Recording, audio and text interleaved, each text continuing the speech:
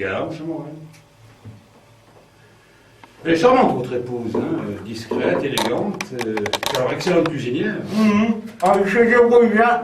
Jusqu'à ce sorbet exotique, puis alors ce hors d'âge, là, qui vous laisse un goût au fond de la gorge, mais un goût... Ouais. Glace et rhum. Oh, même sans la glace, ce rhum doit se suffire à lui-même, je le crois excellent. Surtout au moment du cigare. Ouais, c'est vrai que rhum et cigare, ça va bien ensemble aussi, hein. Puis alors, j'aime beaucoup la façon dont vous avez aménagé tout ça.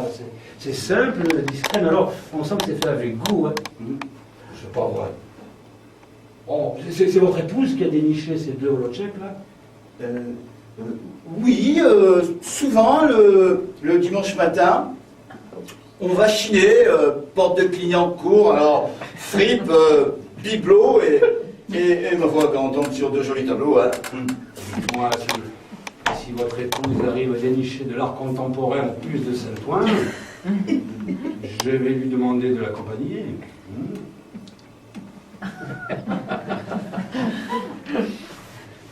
Ah, non, les deux, là, les a eus à la FNAC. À la FIAC. Pas la FNAC, à la FIAC, Foire internationale d'art contemporain. Bon, pause là, Gérard, 2 minutes. On vient à peine de commencer, t'en es déjà à ta 3e gourde. Quelle gourde? Bon, déjà le cigare.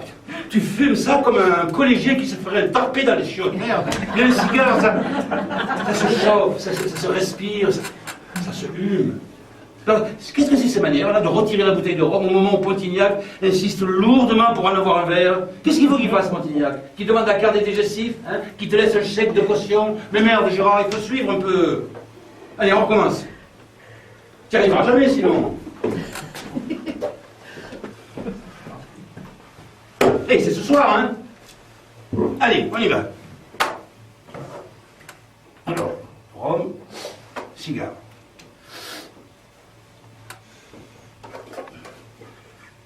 Petit cigare, mon cher Morel. Je dois vous dire que lorsque l'idée de l'Indonésie s'est imposée à nous pour l'implantation de l'usine, je ne vous cacherai pas que nous avons eu pléthore de candidats. J'imagine un endroit aussi paradisiaque, avec son climat, ses plages. Sa culture. Ah oui, c'est vrai, il cultive beaucoup là-bas, hein, c'est vrai. Oui, canne à sucre, hein, noix de coco, riz. Oui, donc bien, je pensais aussi à sa civilisation, ses monuments. Ah oui, beaucoup de beaux monuments, beaucoup de sublimes monuments, oui, c'est vrai. De magnifiques monuments, hein. D'invraisemblables chefs-d'œuvre. Oui, enfin, ce n'est quand même pas le temple d'Angkor. Pas encore, mais ça va tarder. Hein. Parce que c'est un pays qui gagne à être connu, hein. Lui et sa population, hein. Et puis alors, il y a les femmes. Les femmes indonésiennes sont, comment dire, très attirantes. Ah ouais, c'est vrai. Le poste à responsabilité exige de garder la tête froide. Hein. Très bon point, moi. Très bon point. D'ailleurs, c'est pour ça que j'ai éliminé tous les célibataires de la shortlist. Sinon, c'était le loup dans la bergerie. Ce qui ne veut pas dire qu'il faille vivre comme un moine. Il y a toujours une exception à la règle. Ah, tant que ça reste l'exception, hein. Parce qu'après tout, on n'est pas des intégristes, hein. À propos d'intégristes, vous n'êtes pas préoccupé par la situation religieuse dans l'archipel? La situation religieuse dans l'archipel. Oui, dans l'archipel. Oui, ça m'a beaucoup préoccupé, hein. Dans quelle mesure, oui? Dans la mesure où j'ai du mal à imaginer un pays avec aussi peu d'arabes et autant de musulmans.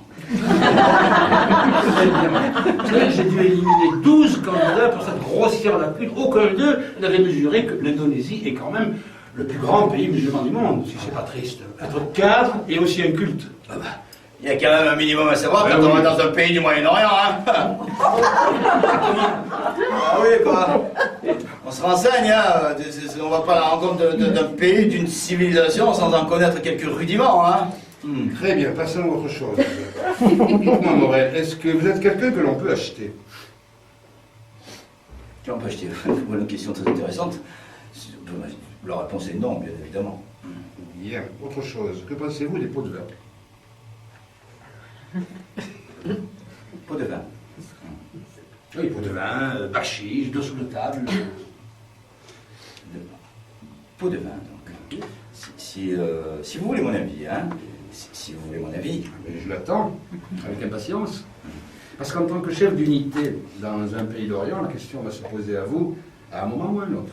Ouais, c'est sûr, ça va pas louper. Hein. Alors, quelle sera donc votre attitude face à des sollicitations dont vous pourriez faire l'objet une fois en poste? C'est-à-dire qu'il y a pot de vin et pot de vin. Hein. Expliquez-moi ça. Eh ben, il ne faut jamais oublier son côté illégal, hein, jamais, sans oublier que ça peut rendre pas mal de services aussi, quoi. Vous êtes de quelle région de Normandie, Montréal, de la haute ou de la basse?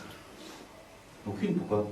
Je vous pose une question précise, alors évitez-moi les peut-être ben que oui, peut-être ben que non. Hein? Pas de langue de bois. Pot de vin ou pas pot de vin? Bah, pot de vin, bien sûr. Comment voulez-vous réussir dans un pays comme l'Asie si vous arrosez pas? Faut les acheter, ces gens-là, sinon ils se vendent à d'autres et nous on a dans le cul. Mais vous considérez donc comme une qualité d'acheter les autres, Affirmatif. alors que vous refusez de vous vendre. Moi? Bien oui, puisqu'on va vous acheter.